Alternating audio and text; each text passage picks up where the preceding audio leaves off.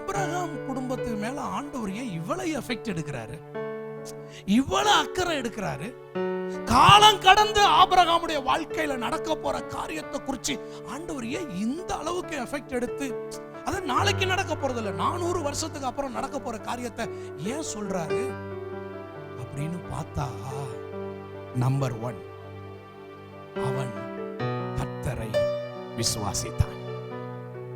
அவன் கர்த்தரை விசுவாசிச்சான். என்ன தருவீர், நான் பிள்ளை இல்லாம இருக்கிறேன். ஆபிரகாம் கொஞ்சம் வெளியே வாப்பா, வானத்தை பார்ப்பா, நட்சத்திரத்தை பார்ப்பா, எண்ணி பார்ப்பா, கடற்கரை மணலை பார்ப்பா, எண்ணி பார்ப்பா, உன்னால முடியுமான்னு பார்ப்பா. அடுத்த வார்த்தை, அவன் கர்த்தரை விசுவாசிச்சான்.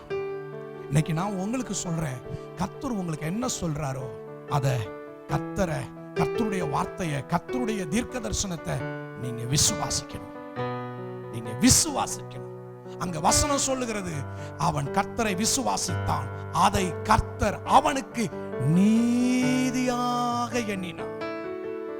புதிய ஏற்பாட்டுல 3 இடத்துல இந்த வார்த்தையை திரும்ப திரும்ப ஆண்டவர் வைக்கிறார். அப்ப எவ்வளவு இம்பார்ட்டன்ட் இருக்கு. ஆபிரகாம் தேவனை கர்த்தரை விசுவாசித்தான், அது அவனுக்கு நீதியா எண்ணப்பட்டுச்சு.